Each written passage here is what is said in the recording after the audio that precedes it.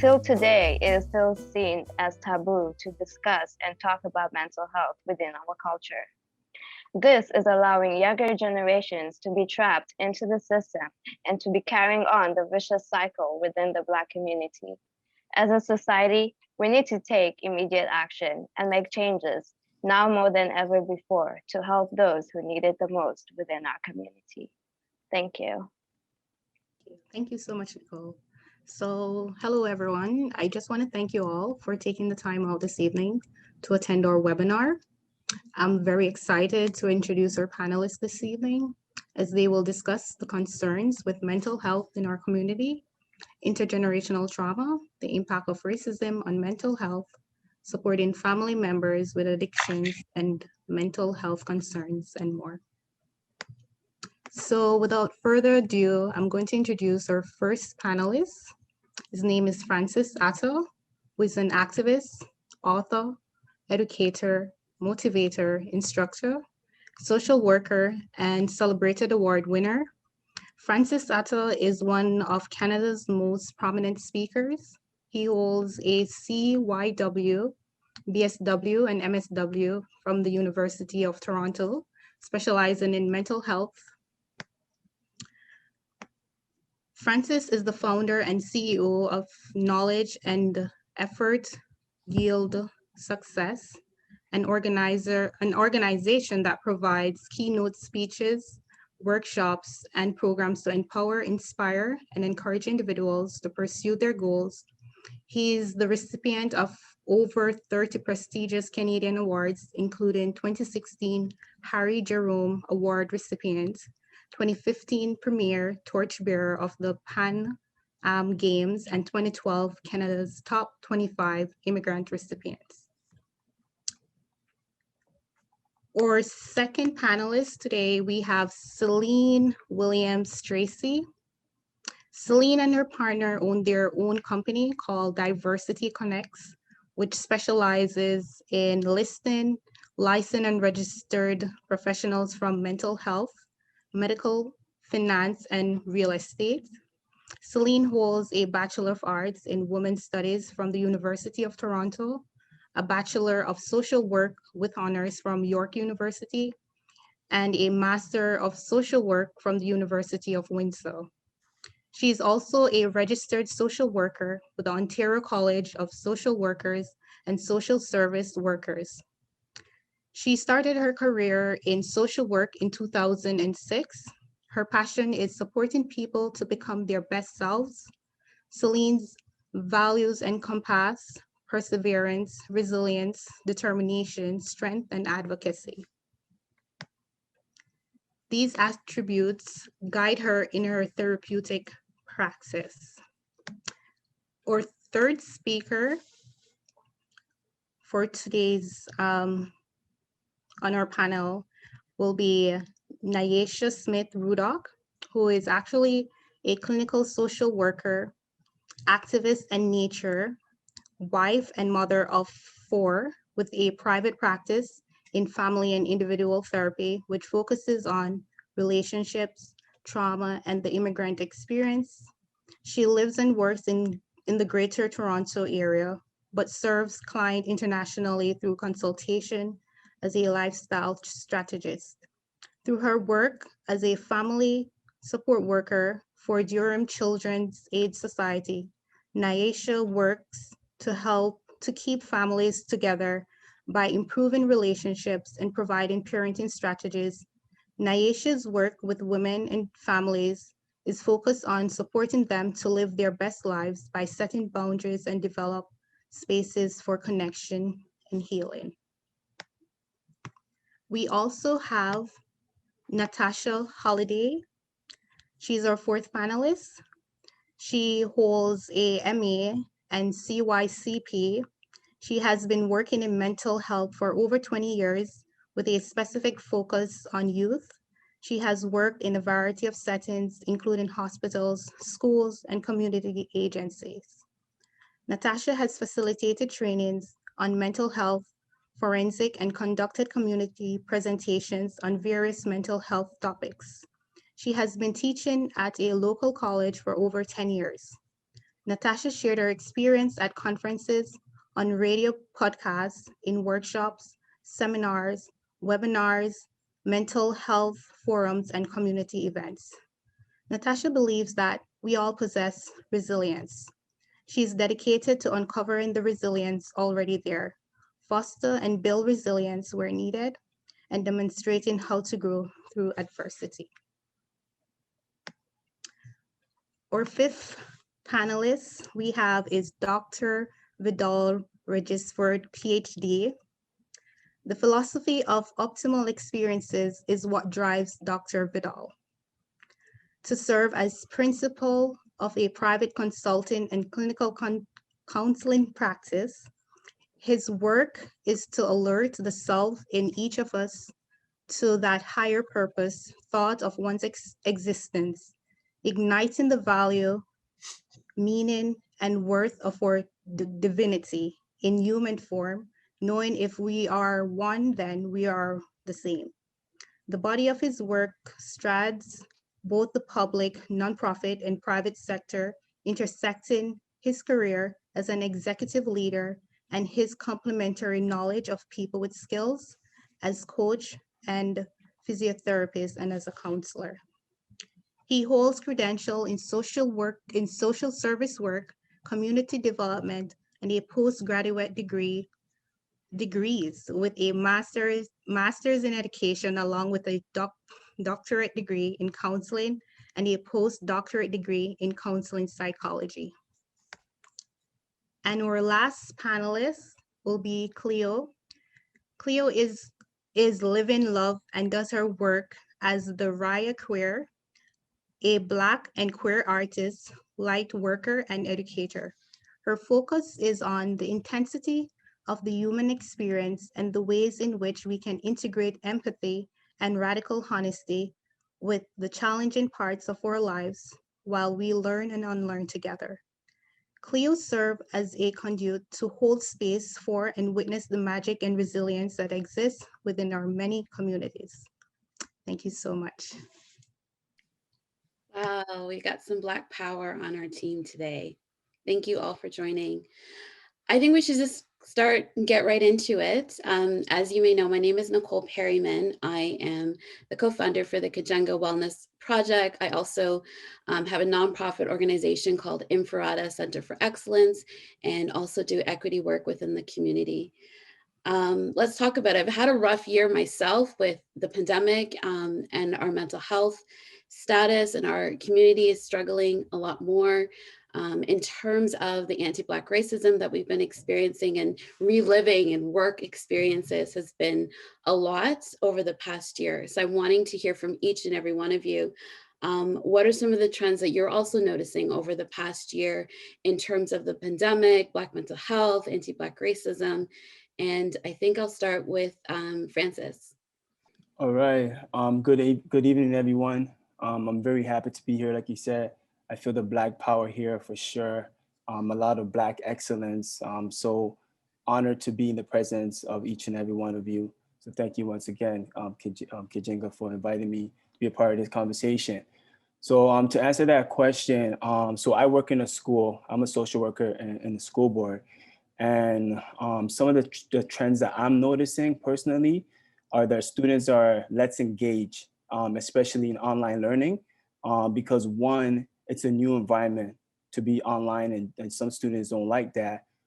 Two, some students are having complications with logging on. So they're having challenges because it's kind of hard to navigate to the different platforms that they're supposed to be on. And three, some students don't want to show their homes, right? Because of where they live. Sometimes they're embarrassed because of, maybe they live in a party neighborhood, or maybe the house is not that clean and all that kind of stuff. So that's something else that I've been noticing as well. And also not having access to internet. Sometimes it's kind of the internet services that they have, it's kind of lagging or it's kind of slow to connect. So that's kind of like something that I've been seeing that's been making an impact. And also, I've seen the increase in mental health. Also, students have been speaking about the increase in mental health because due to the parents' struggle of either being unemployed or overworked. So those are some of the things that have been added to a lot of the students' mental health that I've been seeing working in the school board so far. Well, thank you so much. Some things I didn't even think about, right? So there's an assumption that kids have internet, they have computers, they have the space to be able to have school online, and that's not always the case. How about you, Dr. Vidal? What are your thoughts? What are you seeing? I think when I look at mental health, it is a seduction of a conversation. And what the pandemic is doing is allowing individuals and families, couples, to have conversations that ordinarily they would not have. Why? Because they've got the time.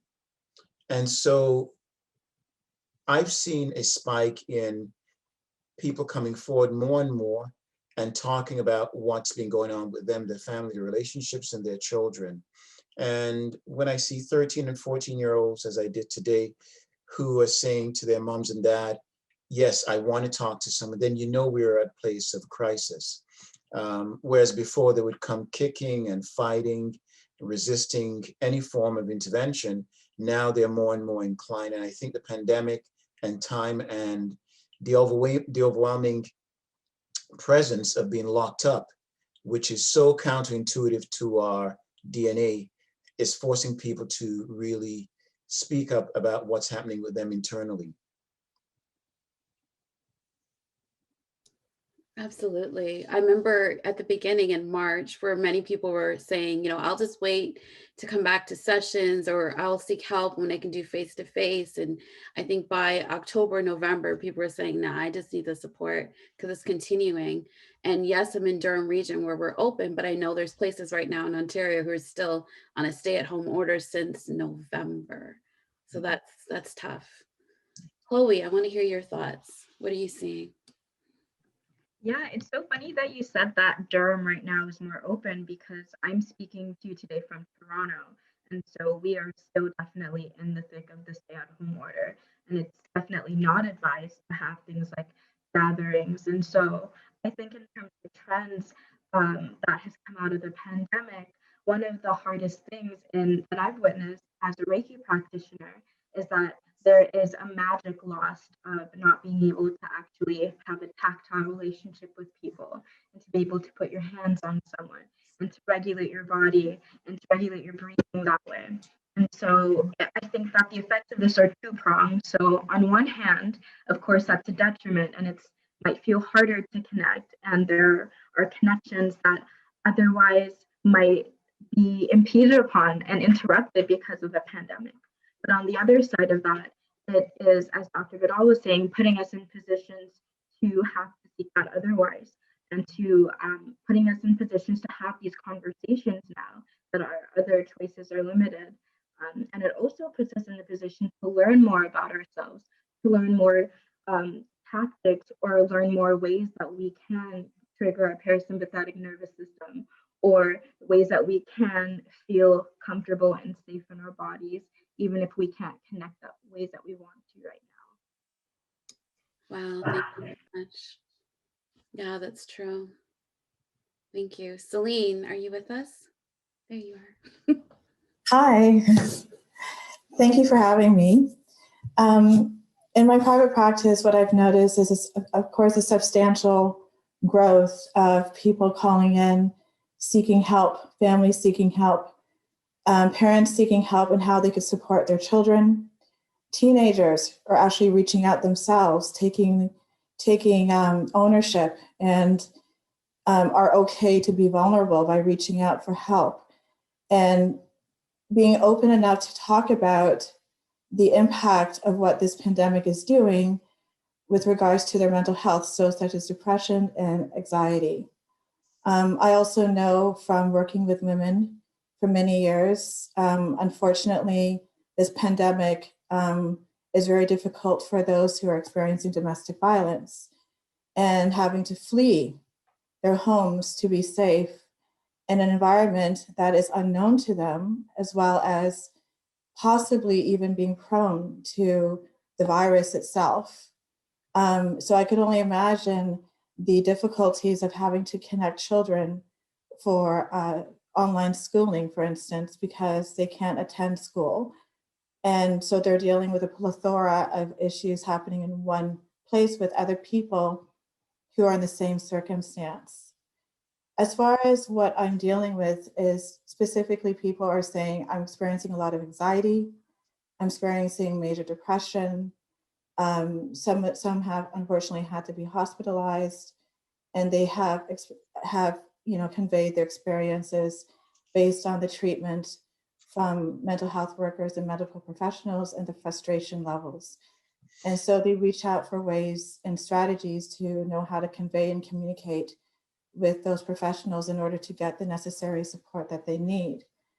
It really is leaving everybody in a very vulnerable space, and having to deal with things that maybe on a daily basis that they never dealt with before, or that they've had to suppress because they do need to work, they don't have time, and now there's time.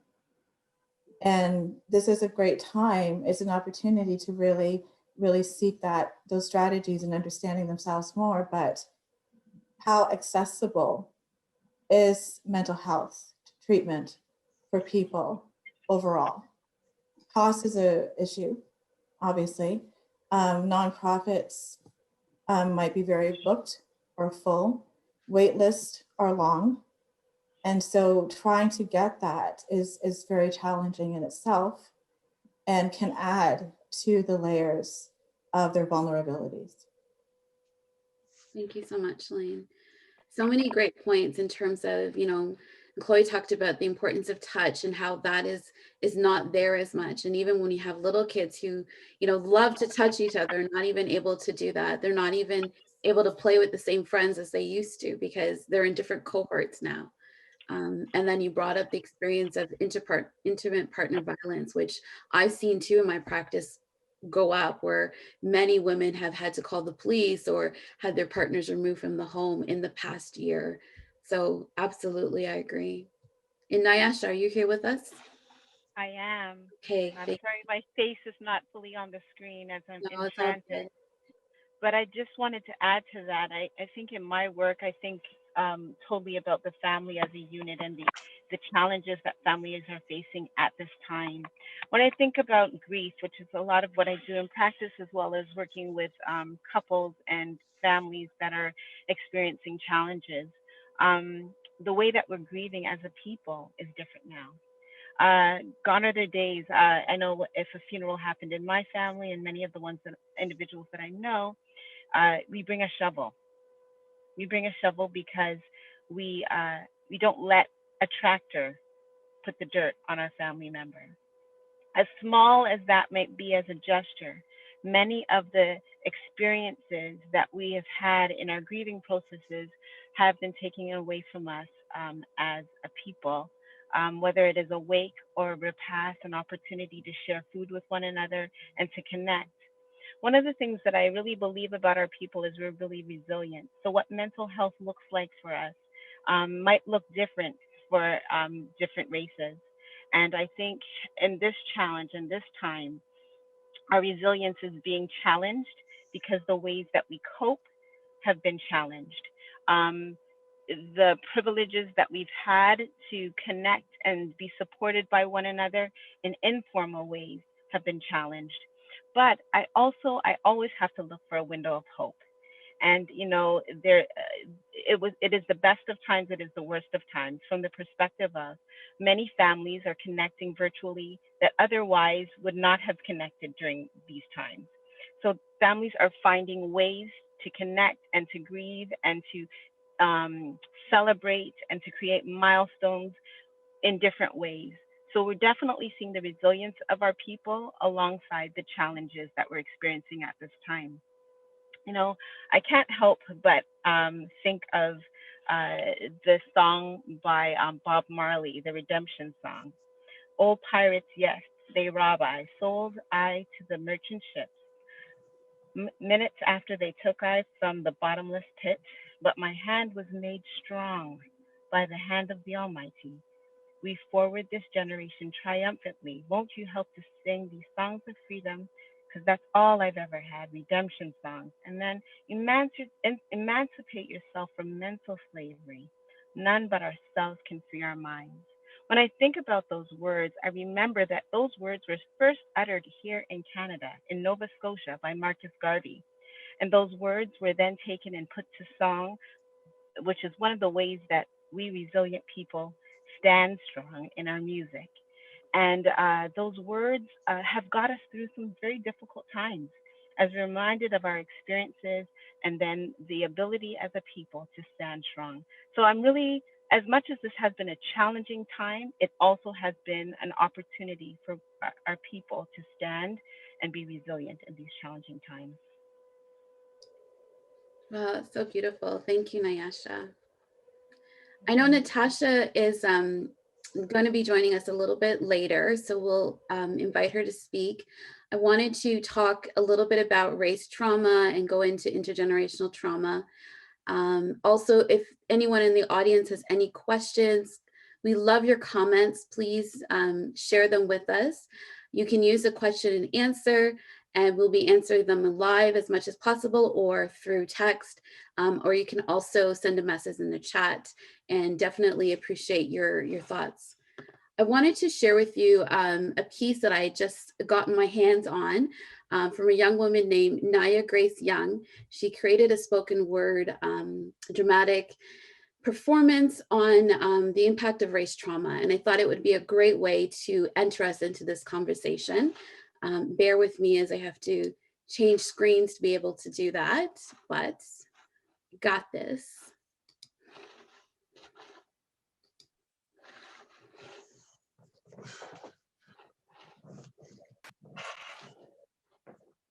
All right, are we looking at my... Everything in life is a negotiation. When you cross the street is a negotiation. Not the right one. All right, we're all good? Thanks. Black. I have a target. I am black. I am black, and because I am black, I have a target on my back. Imagine being born into a world that is going to automatically treat you differently because of your skin color. In a matter of fact, that is the reality of it all. We may stand tall and act like it doesn't bother us at all, but we are cautious because in just 1 second, it could be over for us all. We try and live in the moment and enjoy life, but next thing you know, it's the end of the fight. You may not think this is a big deal, but imagine you were George Floyd and had a cop kneel down on your neck to the point you could not breathe, simply for forging a paycheck? Oh, please. Imagine you were a little girl like me and went to the store to find a nice Barbie, but on the shelves all you see are white dolls with long straight hair and colored eyes that don't look like me. Why was it in every movie that the white were the rich and the black were treated unfairly? They wouldn't get paid the same financially or get the same opportunities because of the color of their skin, but we treat everyone equally. Why do people love to ask to touch my hair? Is it different? Because they love to stop and stare. They say my hair looks like a bird's nest and my curls look like noodles. But was I really seeking their approval? You know, Trayvon Martin was just walking down the street with a bag of Skittles, eating them peacefully. But when a man followed him down that street, just remember, Trayvon was only 17. That man thought he was a threat, so therefore shot him. And then he was dead. Now how stupid is that? Because he was wearing a hood and was black, George Zimmerman decided to take away the 17-year-old's life and end it like that. Now you might be tired of hearing me talk, but imagine how we feel living through this all. Why is there so much hatred towards a skin color when we were all created by God our Father? Living in this world as a black individual is like walking on a tightrope. One wrong move and your life is at risk, but you'll never know what happens next. After George Floyd's death, the Black Lives Matter movement was treated like a trend. But I am here to tell you that this is not the end. We will continue to fight until we get our rights. Sometimes I don't understand, because why people love to be such fans of Black culture, music, and much more, but they still see us as different and poor. Everyone is beautiful, no matter what shade. Let's not belittle or degrade someone just because the color of their skin, because if we stand together, we all win. There's so much more that needs to be done. I think even the idea of considering offering accessible treatments or accessible therapy to people who are financially inept to be able to do it, to access it, I think is also part of the cultivation and the fostering. It will go a long way because people do appreciate that. But I think we definitely need to have that space for fostering and cultivating and really ensuring that these conversations are never going to be a thing of the past. Dr. Fidal was correct in saying that 20, 30 years ago, we wouldn't be seeing each other here at all, right?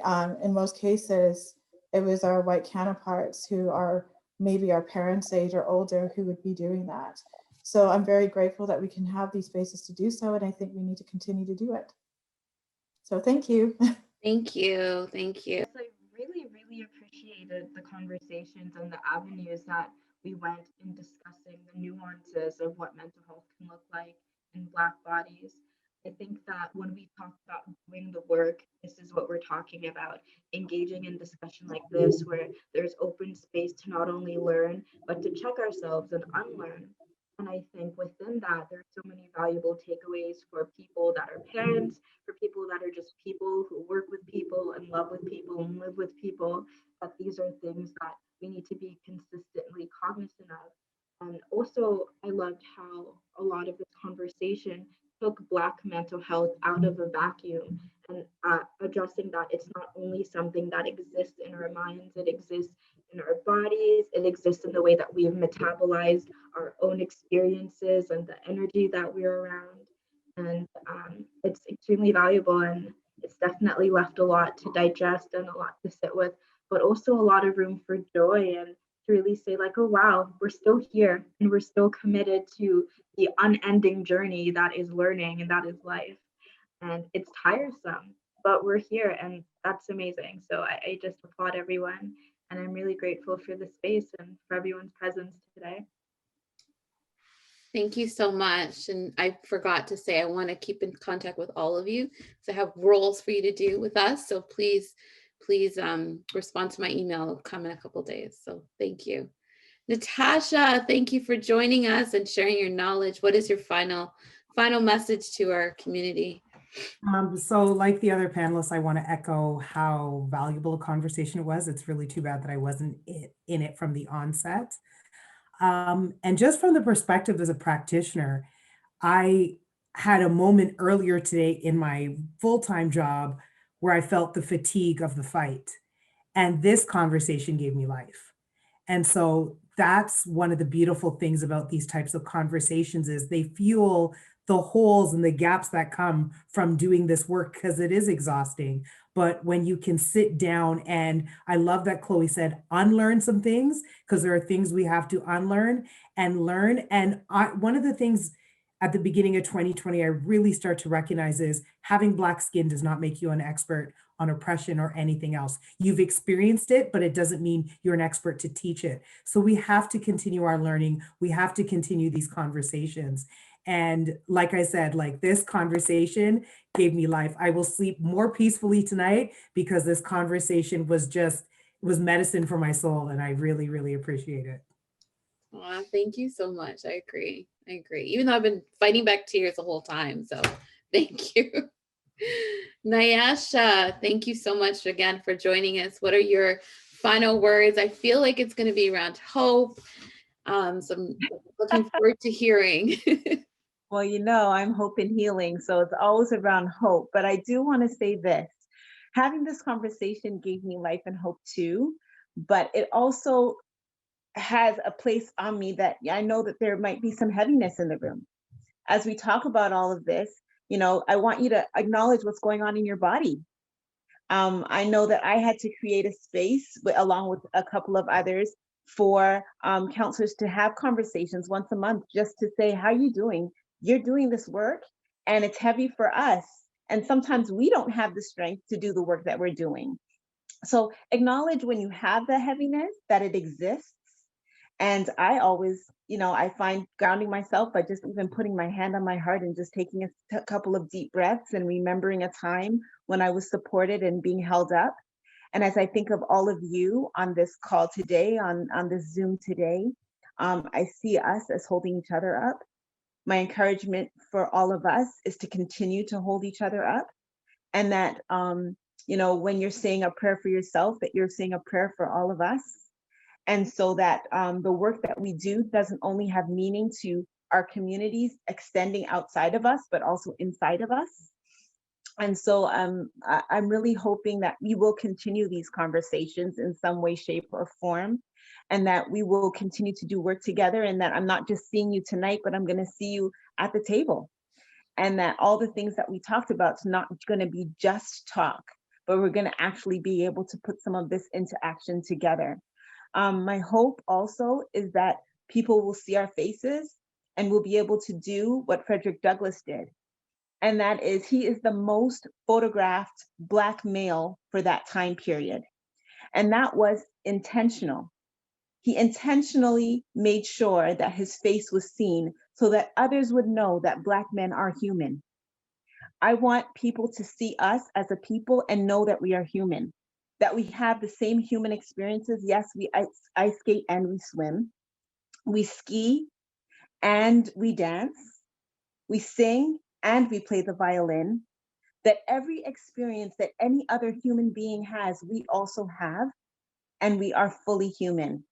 And when they see us as fully human, then hopefully one day we'll be treated as fully human. But I also encourage us to treat each other as fully human. Wow, thank you so much, Nyasha. It's very beautiful.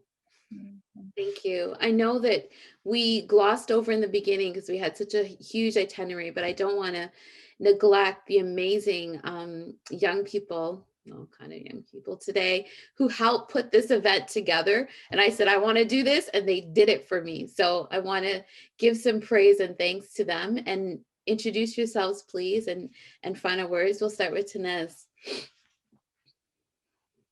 Hi, thank you everyone for an amazing discussion. This was very insightful, thoughtful, and hope we can all take away something for this and do something in our community, you know, starting tomorrow, any day, whenever you're ready, take the change and do something to help those around you. My name is Tanaz, and I graduated from University of Toronto with a Bachelor's of Science in Psychology. I am currently working towards doing my master's in psychology.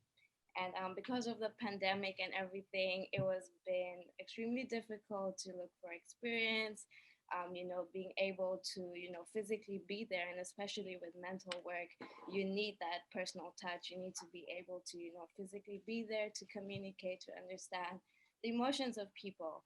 So being able to get involved in events like this, the Kujenga Wellness Project is a big, amazing project that, you know, we should all be proud of. And we're also thankful for Nicole for, you know, putting this panel together and to be able to share and spread knowledge in a time where we need it the most. So thank you. Thank you. And we have Carice. We did our introductions for the bios. Hi, thank you so much, Nicole. I just want to share and thank all the panelists for sharing such wealth of knowledge today. It was really informative and it was really rich. I've really learned a lot. I am a BSW student from York University. So this is actually a really great experience. It was really rich for me. And I really appreciate what Nicole did today And I mean, I'm currently doing my placement with her as well. So I just want to, I mean, we need to have these conversation. We need to meet at the table as was discussed earlier on.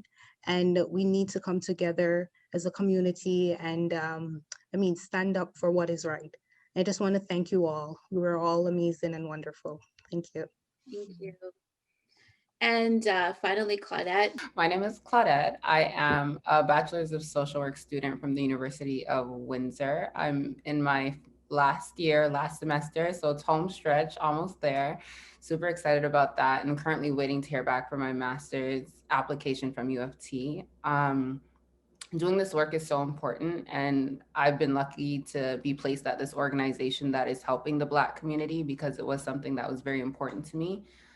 I would like to thank you guys, like as Cree said, for all the knowledge. It's been very inspiring to be in a room just full of Black professionals and be able to have this discussion coming from a variety of backgrounds and just hearing everybody be able to share their piece. So I really appreciate the knowledge that you guys have spread not only to me, but to the people that have attended this virtual workshop. I think, as we all mentioned, it is a very important conversation to have, and let's continue to keep having it. So that is my piece.